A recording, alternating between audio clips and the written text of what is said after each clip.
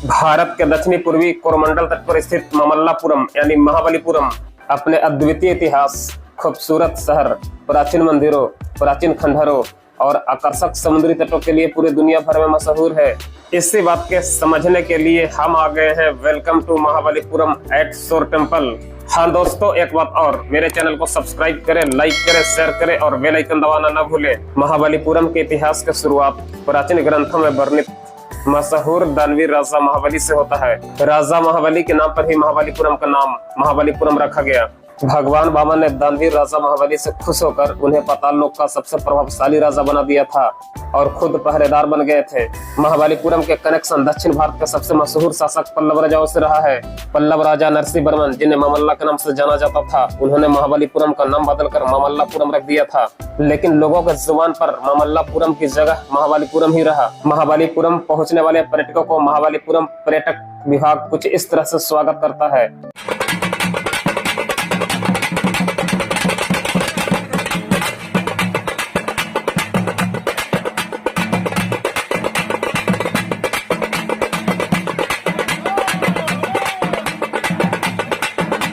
तो चलिए दोस्तों, महाबलीपुरम के शोर टेम्पल के बारे में समझते हैं। हम शोर टेम्पल के प्रांगण में पहुंच गए हैं। शोर टेम्पल के प्रांगण में इस तरह का रोड है। यहाँ बैटरी वाली गाड़ियां भी चलती है। अगर आप चाहे तो बैटरी वाली गाड़ी से शोर टेम्पल तक जा सकते हैं, जो यहाँ से करीब 200 मीटर दूर है। शोर टेम्पल का अर्थ होता है तटवर्ती टेम्पल, जो समुद्र के बिल्कुल किनारे है और ठंडी ठंडी हवाएं आ रही है। एक घास का मैदान है और आप इसमें पूरे परिवार के साथ आराम कर सकते हैं। ये देखिए शोर टेम्पल, हम जूम करके दिखा रहे हैं और वहीं जा रहे हैं। ये जो आप विदेशी पर्यटक देख रहे हैं, ये सारे शोर टेम्पल देख करके ही आ रहे हैं। शोर टेम्पल यानी कि तटवर्ती टेम्पल का इतिहास बहुत ही पुराना और रोचक है। दोस्तों, शोर टेम्पल के इतिहास बताने के पहले हम आपको एक बात स्पष्ट कर देना चाहते हैं, ताकि आपको महाबलीपुरम आने में कोई दिक्कत नहीं हो। आप ट्रेन से कैसे आ सकते हैं, बस से कैसे आ सकते हैं, 4 व्हीलर से कैसे आ सकते हैं, ये सारी बातों को मैं आपको बताऊंगा। प्लीज इसे नोट कर ले, ताकि आपको महाबलीपुरम आने में कोई दिक्कत ना हो। अगर आप ट्रेन से महाबलीपुरम आना चाहते हैं तो चेन्नई में 2 प्रमुख रेलवे स्टेशन है, एक चेन्नई सेंट्रल और दूसरा Chennai Egmore railway station. Chennai central से पूरे हिंदुस्तान के लिए गाड़ियां चलती है, जबकि चेन्नई एगमोर से साउथ इंडिया यानी कि तमिलनाडु और केरला के लिए गाड़ियां चलती हैं। महाबलीपुरम के सबसे नजदीकी रेलवे स्टेशन है चेंगलपेट। आप चेन्नई एगमोर से चेंगलपेट ट्रेन से आ सकते हैं। इसके लिए अनेक ट्रेन अवेलेबल है। चेंगलपेट आने के बाद आपको यहाँ बस से महाबलीपुरम जाना पड़ेगा, जो करीब 30 किलोमीटर है। देखिए दोस्तों, मैं चेन्नई में रहता हूँ और मैं लोकल हूँ यहाँ का। मैं इस बात को अच्छे से जान गया हूँ। पर्यटकों के हिसाब से ये रूट अच्छा नहीं है, लेकिन जो हमारा काम है वो हम करते रहे हैं। हमारा काम है बताना, हम बताते रहे। कौन सा रूट सबसे अच्छा रहेगा, इस बात को भी हम आपको बताने वाले हैं। तो दोस्तों, वीडियो में बने रहें। सबसे अच्छा रूट बस और 4 व्हीलर का है, जो चेन्नई से करीब 55 किलोमीटर दूर महाबलीपुरम बहुत आसानी से पहुंचा जा सकता है। तमिलनाडु शहर के चेन्नई में एशिया का सबसे बड़ा बस अड्डा यानी बस स्टैंड है। इस बस स्टैंड को CMBT बस स्टैंड कहते हैं। CMBT bus stand Chennai central से करीब 10 किलोमीटर दूर है। चेन्नई सेंट्रल से अनेक बस CMBT के लिए हर समय अवेलेबल है। आप CMBT आराम से आ सकते हैं और CMBT आने के बाद वहां से हर आधे घंटा पर महाबलीपुरम के लिए बस अवेलेबल है। सस्ता में इससे अच्छा रूट और कोई दूसरा नहीं मिलेगा। दोस्तों, अगर आपके पास पैसा है तो 4 व्हीलर भी सट्टा करके आप महाबलीपुरम जा सकते हैं। आपको एक 4 व्हीलर कई हजार रुपये तक ले सकता है, सिर्फ 50-55 किलोमीटर चलने में, जो महाबलीपुरम तक पहुंचाएगा। तो चलिए दोस्तों, शोर टेम्पल के बारे में समझते हैं। शोर टेम्पल का क्षेत्रफल कई 100 मीटर में फैला हुआ है। हम पहला गेट क्रॉस कर गए हैं, ये दूसरा और अंतिम गेट है, जिसको हम क्रॉस करके शोर टेम्पल पहुंच जाएंगे। इस गेट से शोर टेम्पल की दूरी मात्र 50 मीटर है। इधर देखिए एक और रूट है, इस रूट से बैटरी वाला 4 व्हीलर आता है। हम जिस रूट से आए हैं उस रूट से केवल पैदल यात्री ही आते हैं। हम इस छोटे से गेट से शोर टेम्पल के मेन ग्राउंड में एंट्री करते हैं। ये देखिए दोस्तों, सामने में ही शोर टेम्पल नजर आ गया। इस तरह से हम शोर टेम्पल के सामने आकर खड़े हो गए हैं। हम शोर टेम्पल के बारे में आपको डिटेल्स बताते हैं कि कब क्या हुआ था। शोर टेम्पल का निर्माण नरसिंह वर्मन द्वितीय द्वारा 630 ईस्वी में शुरू किया गया था। इसके बनने में काफी समय लगा और 668 ईस्वी में बनकर तैयार हो गया। तमिलनाडु राज्य के महाबलीपुरम में बंगाल की खाड़ी के तट पर स्थित शोर टेम्पल भगवान शिव को समर्पित एक हिंदू मंदिर है। एक संरचनात्मक मंदिर है जिसे ग्रेनाइट के ब्लॉकों से बनाया गया है। सौर मंदिर पल्लव साम्राज्य के जमाने में महाबलीपुरम का शान हुआ करता था। पल्लव वंश के नरसिंह वर्मन द्वितीय के शासनकाल के दौरान इस मंदिर और महाबलीपुरम का काफी विकास हुआ। उस समय पल्लव साम्राज्य के सबसे प्रमुख बंदरगाह महाबलीपुरम हुआ करता था। पल्लव साम्राज्य के शान माने जाने वाले महाबलीपुरम को 1984 में यूनेस्को ने विश्व धरोहर स्थल के रूप में वर्गीकृत किया है। सौर मंदिर के बारे में नाविकों को कुछ पहले से ही जानकारी था, लेकिन इनके इतिहास के बारे में जानकारी नहीं था। सौर मंदिर को 7 पैगोडों वाला मंदिर समूह में सबसे अंतिम माना जाता है। यहाँ पर 7 पैगोडों का अर्थ हुआ इस तरह के 6 और मंदिर थे जो समुद्र में समा गए। 2004 में आए सुनामी ने इस बात पर मुहर लगा दी, क्योंकि सुनामी के दौरान समुद्र में डूबे 6 मंदिर प्रकट हो गए थे, जिससे इस बात की पुष्टि होता है सौर मंदिर 7 पैगोडा मंदिर समूह का ही हिस्सा था। इसमें 6 पैगोडा मंदिर समुद्र में समा गए। सौर मंदिर इकलौता ऐसा मंदिर है जो अभी बचा हुआ है। सौर टेम्पल इस बात की पुष्टि करता है कि आज से हजारों वर्ष पूर्व तमिलनाडु में मंदिर निर्माण कर चरमोत्कर्ष पर पहुंच गया था। सौर टेम्पल के शिखर अद्भुत और अतुलनीय है, जो दक्षिण भारतीय मंदिरों की अद्वितीयता को दर्शाता है।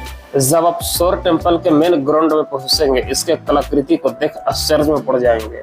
सौर मंदिर समूह में 3 मंदिर बने हैं। ये जो मंदिर देख रहे हैं, ये उत्तरी छोर पर है, जो धर्मराज रथ की प्रतिकृति प्रतीत होते हैं। आज से करीब 8 वर्ष पहले हम इस मंदिर में आए थे। उस समय इस मंदिर के गर्भगृह में एंट्री करने देता था। इस मंदिर का फिलहाल ASI मरम्मत करवा रहा है और अंदर जाने के लिए प्रतिबंध लगा रखा है। इस मंदिर के द्वार के ऊपर नंदी विराजमान है। इसके गुंबद को देखिए, सैकड़ों हजारों वर्षों से सेम इसी तरह से है। इस मंदिर और महाबलीपुरम के स्मारक समूह के बारे में लोगों को ज्यादा जानकारी नहीं था, क्योंकि ये समुद्री रेत से दबे हुए थे। इस मंदिर और स्मारक समूह का यूज व्यापारी और नाविक किया करते थे। मार्को पोलो और अन्य यूरोपीय व्यापारियों ने इस मंदिर समूह को देखा तो इसे 7 पैगोडों का नाम दिया। इस मंदिर और स्मारक समूह के रख रखाव भारतीय पुरातत्विक विभाग करता है। ये देखिए, एक महिला साफ कर रही है। यहाँ पर हर समय साफ सफाई होता रहता है। एक विशाल नाद है जो सिंगल स्टोन से ही बना है। उस समय इसमें पीने वाला पानी रखा जाता था, ताकि व्यापारी और नाविक पानी पीकर अपनी प्यास बुझा सकें। अब हम सौर मंदिर के मुख्य मंदिर की ओर जा रहे हैं, जो पूर्व दिशा की ओर है। ये देखिए, इन लोग दोनों कितने अच्छे से वीडियोग्राफी और फोटोग्राफी कर रहे हैं। ये यूट्यूबर हैं। जब हम इनके यूट्यूब चैनल का नाम पूछे तो इन्होंने कहा सॉरी, यानी कि नहीं बताएंगे। हम मुख्य मंदिर की तरफ जा रहे हैं। मुख्य मंदिर से कुछ ही मीटर की दूरी पर समुद्र है।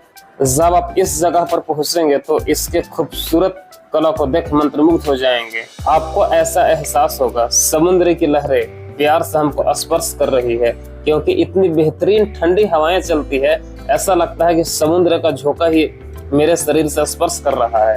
हमें इसमें जरा भी शक नहीं लगता है। जिन मूर्तिकारों ने इस मंदिर को बनाया होगा, उन मूर्तिकारों को भगवान से सर्वव्यापी असीम कृपा प्राप्त होगी। कांचीपुरम के पल्लव राजाओं ने 7वीं शताब्दी में व्यापार करने के लिए महाबलीपुरम को बसाया था।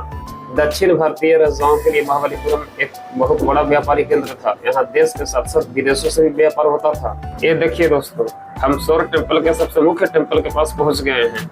इसके सामने वाली फील्ड को समुद्री रेतों से भर दिया गया है। इस मंदिर को कुछ इस तरह से बनाया गया है जिससे कि सूरज की किरणें डायरेक्ट शिवलिंग पर पड़ता है। पत्थरों को काट कर और उसको तराश कर एक शानदार संरचनात्मक हिंदू मंदिर बनाया गया था। इस मंदिर के देखने के बाद अब हम दूसरे तरफ जा रहे हैं। आप जितने पत्थर और उनकी मूर्तियां देख रहे हैं, ये सारे 7वीं शताब्दी का ही है। मंदिर के चारों तरफ बाउंड्री बनाकर शेर, नंदी और अन्य जानवरों को दिखाया गया है। चारों तरफ से पानी से घिरे होने के कारण एक वक्त ऐसा था जब इस मंदिर का नाम जल श्यामा रख दिया गया था। दोस्तों, 7वीं शताब्दी और उस जमाने का टेक्नोलॉजी आज के आधुनिक टेक्नोलॉजी से ज्यादा बेहतर और वैज्ञानिक रहा होगा। ऐसा एहसास होता है कब, जब आप सौर मंदिर आइएगा तब। इसके कलाकृति को देख करके सहज स्तंभ रह जाइएगा। ये देखिए, चट्टानों को तराश कर बनाया गया नंदी का प्रतिमा। ये सभी नंदी एक ही ढंग से बने हैं। तो आप अपने परिवार के साथ एक बार महाबलीपुरम के विजिट जरूर करें। जब आप अपने परिवार के साथ यहाँ विजिट करेंगे तो आपको भारतीय संस्कृति को देखकर यहाँ पर आपको अपने आप में गर्व महसूस होगा। यही वो रास्ता है जिससे हम बाहर निकल जाएंगे। इसके दोनों तरफ पत्थरों को तराश कर बनाया गया भगवान विष्णु का मूर्ति लगा हुआ है। ये देखिए, 7वीं शताब्दी की कलाकृति।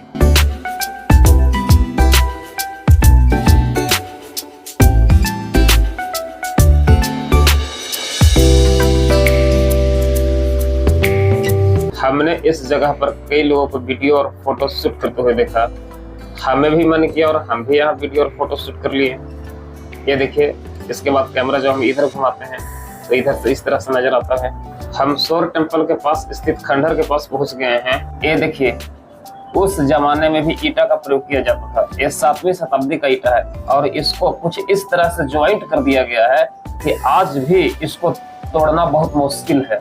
आज के जमाने में अपने मकान बनाने वाले लोग, होटल बनाने वाले लोग, मंदिर बनाने वाले लोग, आप बताइए और आप ही समझ लीजिए कि उस समय, उस जमाने में कितना इम्पोर्टेंट रहा होगा इस तरह का, और कितना समय लगा होगा। इस साइड में सारे खंडहर रखे गए हैं ताकि पर्यटक इसको देखकर रोमांचित हो जाएं।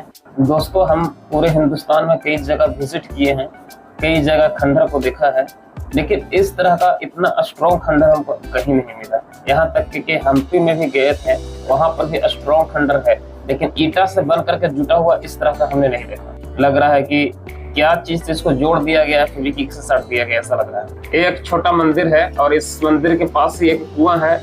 जब हम इस परिसर में नीचे उतर करके कैमरा करना चाहें तो गार्ड ने रोक दिया, बोला कि अंदर जाना अलाउड नहीं है। इसलिए इसके मेन परिसर से हम बाहर ही आपका रिकॉर्डिंग करके दिखा रहे हैं। सौर टेम्पल का सुरक्षा है तो archaeological survey of India protective wall बना रखा है ताकि समुद्र के पानी को मंदिर से दूर रखा जा सके। इस प्रोटेक्टिव वॉल से मंदिर लंबे समय तक सुरक्षित रहेगा। महाबलीपुरम में महाबलीपुरम बीच है जहां आप अच्छे से समुद्र को देख सकते हैं, लेकिन सौर टेम्पल से भी आप समुद्र के दीदार कर सकते हैं।